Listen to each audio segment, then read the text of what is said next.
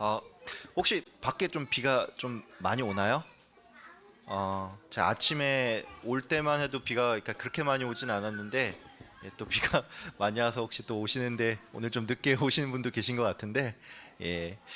여러분들 그 벌써 11월이에요. 이제 2달 정도 남았는데 제가 작년에도 그렇고 보면은 11월이 약간 고비 같아요. 그러니까 고비 같다는 게 무슨 얘기냐면 12월 때는 이제 행사도 많고 이제 끝날 때가 돼서 그런지 그때는 다들 좀 잘 나오시는데 11월에는 약간 좀 이렇게 빠지신 분들도 좀 그렇긴 한데 뭐 정말 피치 못할 사정 때문에 빠지는 분들은 뭐 그럴 수 있죠. 근데 이제 또 우리가 예배를 좀 더 사모하는 마음으로 잘 참여해 주셨으면 감사하겠습니다.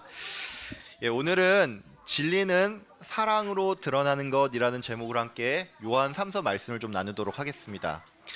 예, 오늘 우리가 살펴볼 요한 3서는 그 제목이 이제 헬라어로 하면 요한누 감마입니다. 참고로 요한 1서의 헬라어 제목은 요한누 알파, 그리고 다음 요한 2서의 제목은 요한누 베타입니다. 영어 알파벳이 A, B, C로 시작을 하는 것처럼 이제 헬라어 알파벳이 알파, 베타, 감마, 델타 이 순서로 시작을 하는데 이제 요한 3서는 세 번째 편지라서 이제 감마라고 생각을 하면 됩니다. 요한 3서는 이제 요한의 다른 서신과는 좀 다르게 교회가 아닌 가이오라는 한 개인에게 보낸 편지고 그러다 보니까 이제 편지의 분량이 좀 짧은데 요한 3서는 성경 전체에서 가장 짧은 책입니다.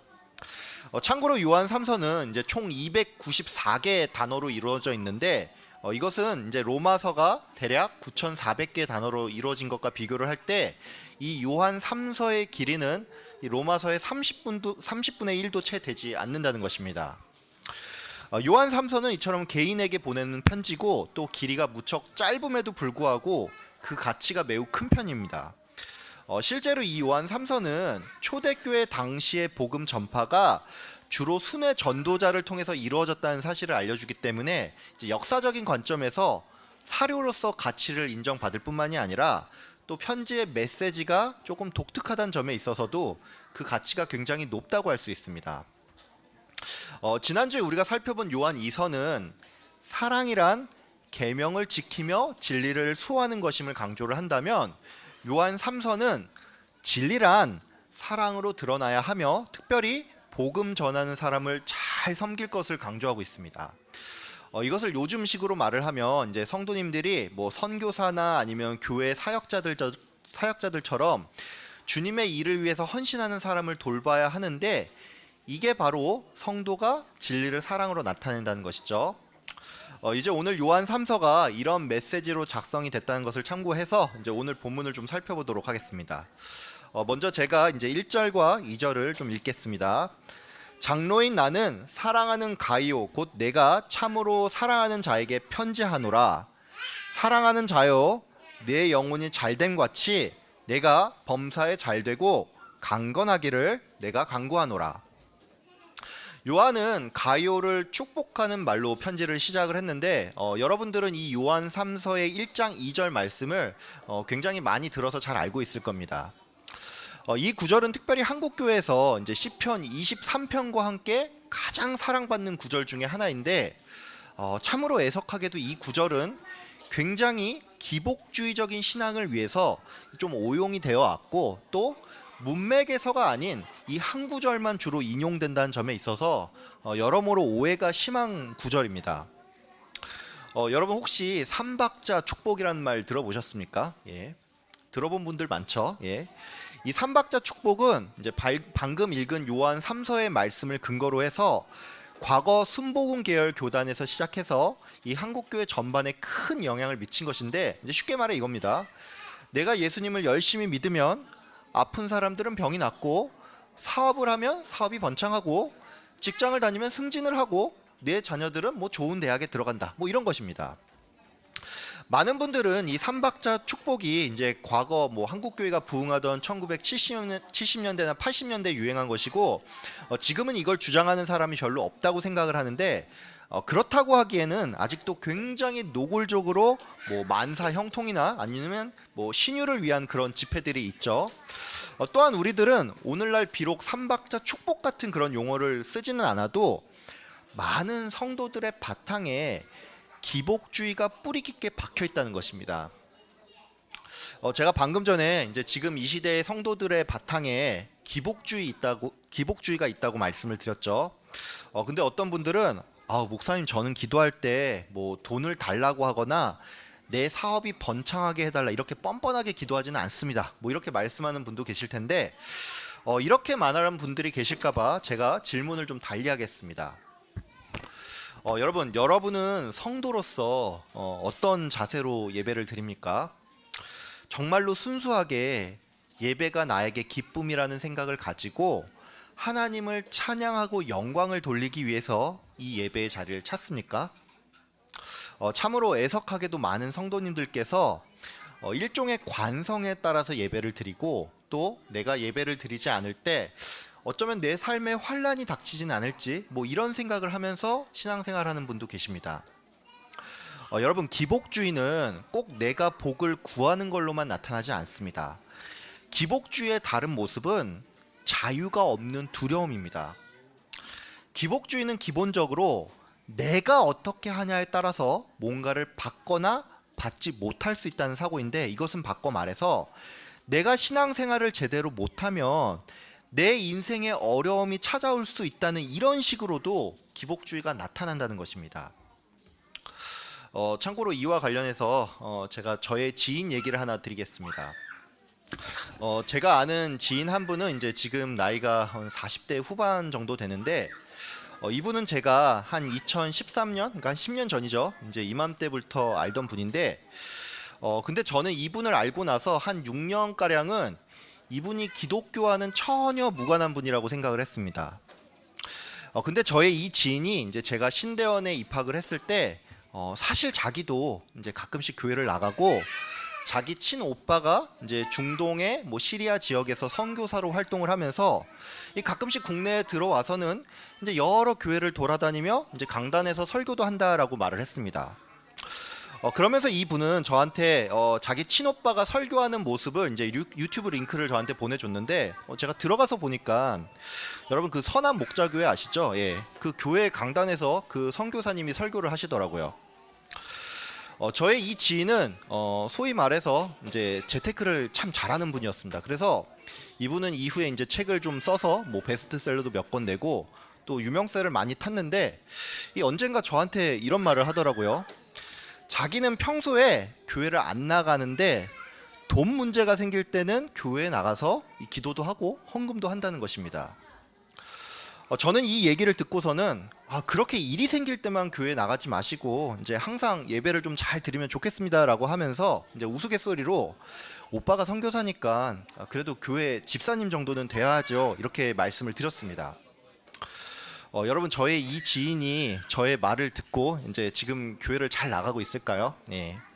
안타깝게도 이제 제가 가장 최근에도 보니까 뭐 주일날 어디 백화점에서 어디 컨벤션 센터에서 뭐 강의했다, 촬영했다 이런 사진이 인스타에 올라오는 걸 보니까 지금도 예배를 잘 드리는 것 같지는 않습니다. 여러분이 물론 제가 말한 이 지인까지는 아니겠지만 뭐 여러분도 좀 정직하게 자기 자신을 좀 돌아봤으면 합니다.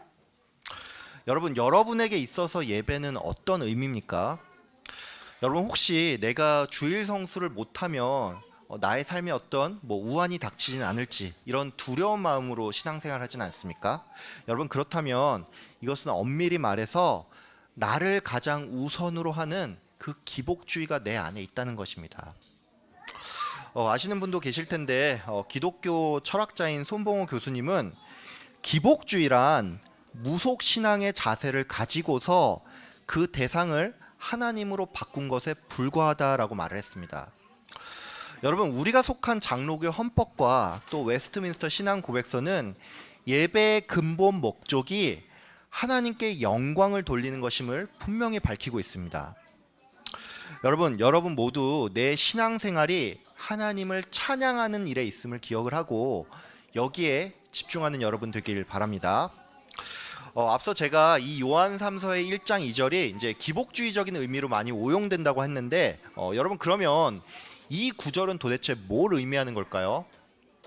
여러분 이 1장 2절은 가이오라는 사람이 이 복음 전하는 사람을 잘 대접했으며 이것을 알게 된 사도 요한이 이것을 칭찬하는 가운데서 그를 축복한 것입니다. 이것은 다른 말로 사도 요한은 그냥 가이오란 사람이 혼자 잘 먹고 잘 살길 바라는 마음에서가 아닌 복음 전하는 사람을 그가 더 잘 돕기를 바라는 마음에 그의 형통을 빌었다는 것입니다.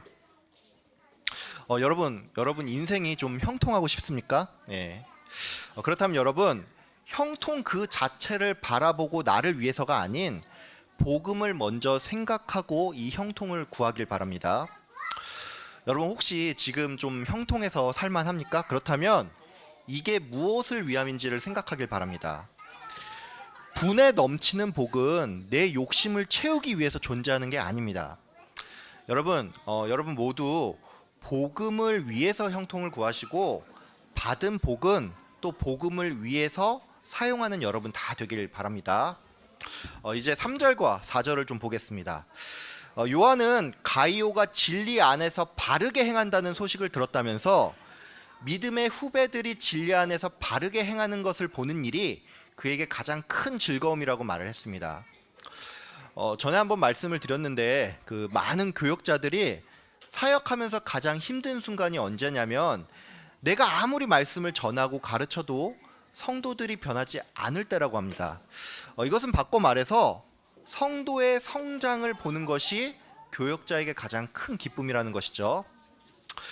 근데 여러분 이 기쁨은 단지 교역자만 느끼는 기쁨이 아닙니다. 여러분도 그런 경험 있지 않습니까? 내가 전도한 누군가가 교회에서 잘 적응을 하고 또 믿음이 성장해서 어느덧 리더로 세워지는 모습을 보면 이게 우리의 마음을 굉장히 뿌듯하게 하죠. 사도 요한이 그런 마음을 가졌다는 것은 그가 단지 사도여서 그런 게 아니라 성도인 우리는 기본적으로 지체의식이 있기 때문에 성도가 세워지는 것을 볼 때 기뻐한다는 것입니다. 여러분도 이 앞에서 이 아이들이 뒹구는 모습을 보면서 정말로 기쁘지 않습니까? 예, 이 아이들이 잘 믿음으로 자라날 걸로 믿습니다. 예, 사도 요한은 이후 5절부터 8절까지 가이오가 특별히 순회 전도자들을 잘 대접했음을 칭찬을 했는데 요한이 그를 칭찬을 한 까닭은 이 순회 전도자들이 살해를 받지 않고 복음을 전했기 때문입니다. 쉽게 말해서 이들은 자비량 선교를 하니까 이 형편이 넉넉지 않은 사람들인데 가이오가 이를 모른 채 하지 않고 적극적으로 그들을 도와주었다는 것입니다. 요한은 가이오의 이 일에 대해서 그가 진리를 위해서 함께 일한다라고 했는데 이것은 바꿔 말해서 성도인 우리가 꼭 입술로서 복음을 전하는 그것만이 전도가 아니라 선교사를 후원을 하거나 교역자를 잘 대접하는 이것이 또한 전도라는 것입니다.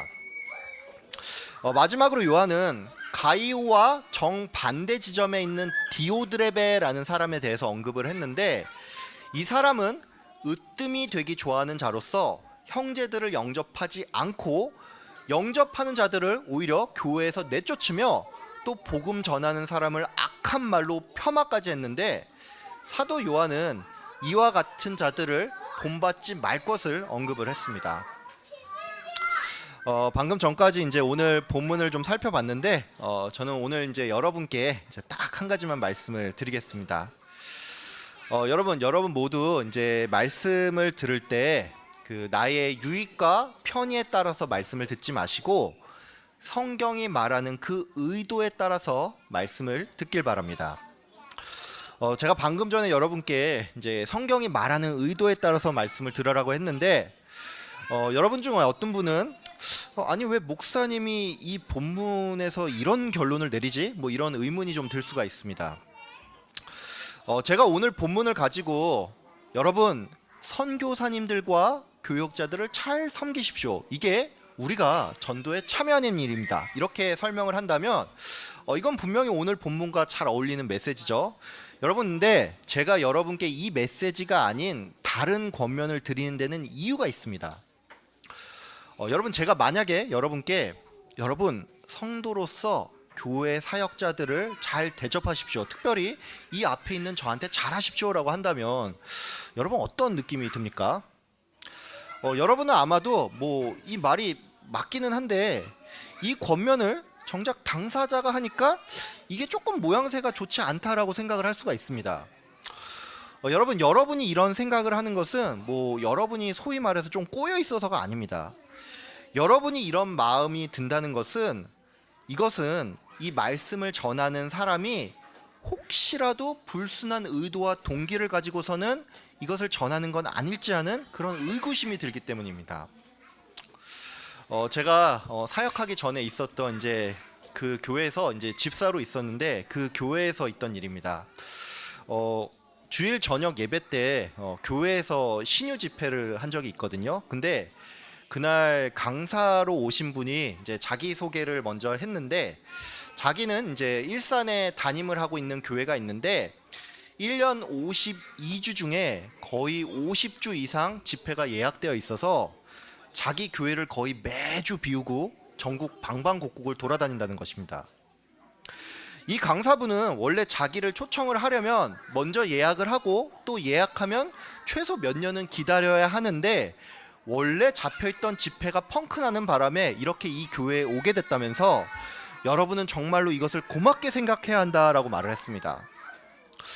저는 이 말을 들으면서 자신이 담임하는 교회를 그렇게 많이 비우면서 이걸 또 자랑인 것처럼 말하는 게 좀 이해가 안 됐고 또 자기 자신을 너무나 드러낸다는 그런 느낌이 좀 들어서 처음부터 마음이 좀 힘들었습니다. 문제는 그분이 설교를 시작하고 나서 제가 더 시험에 들었습니다. 이분은 이제 강단에 올라와서 칠판을 하나 딱 가져오더니만 이제 큰 글씨로 그리하면이라는 글씨를 적어놓고 이게 바로 성경의 가장 중요한 진리라고 말을 했습니다. 그러면서 오늘 우리가 읽은 요한 3서의 말씀을 가지고서는 여러분이 교역자를 잘 대접하고 교회 헌금을 많이 하면 만사가 형통하며 강건해질 거란 그런 얘기를 하는 것이었습니다. 심지어 이 강사분은 자기 말의 근거로 예전에 있었던 집회 이야기를 했는데 그 강사분은 자기가 집회가 끝나고 집에 가려고 하는데 그 교회 장로가 자기한테 와서는 너무 고맙다면서 자기한테 차를 한 대 뽑아줬는데 그 장로님은 그 이후로 사업이 엄청나게 잘 풀렸다는 그런 말을 하는 것이었습니다. 여러분 제가 방금 말씀드린 이 이야기는 뭐 20년 30년 전 이야기가 아닙니다. 제가 신대원에 재학 중이었던 2019년에 있던 일입니다.